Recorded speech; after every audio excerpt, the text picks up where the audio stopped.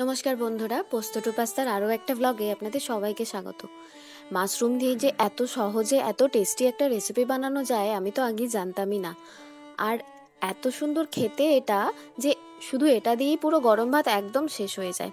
আর বেশি কিছু লাগেও না এটা করতে, শুধু মাশরুম, একটু বাটার আর সামান্য পেঁয়াজ রসুন, ব্যাস একদম রেডি। তো প্রথমে কি করতে হবে, মাশরুমটা নিয়ে ভালো করে এভাবে ছাড়িয়ে নিতে হবে।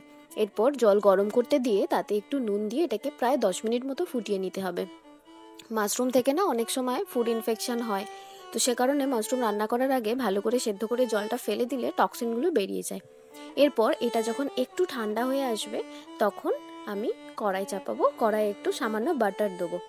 বাটারটা যখন গরম হয়ে আসবে একদম কুচি কুচি করে কেটে নেওয়া রসুন দিয়ে, রসুনটা ভাজা ভাজা হলে দিয়ে দিচ্ছি পেঁয়াজ কুচি। আরও খানিকক্ষণ নাড়াচাড়া করবো পেঁয়াজ রসুন একসাথে। যখন পেঁয়াজটা একটু নরম হয়ে আসবে তখন দিয়ে দেবো এই মাশরুমগুলো, সেদ্ধ করে যে রেখেছিলাম মাশরুমগুলো।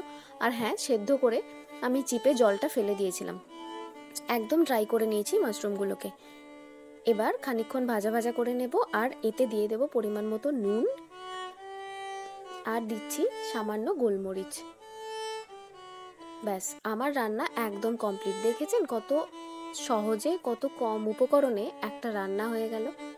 আর একবার অবশ্যই এটা বাড়িতে বানিয়ে দেখবেন, সত্যি এটা কত অসাধারণ খেতে লাগে।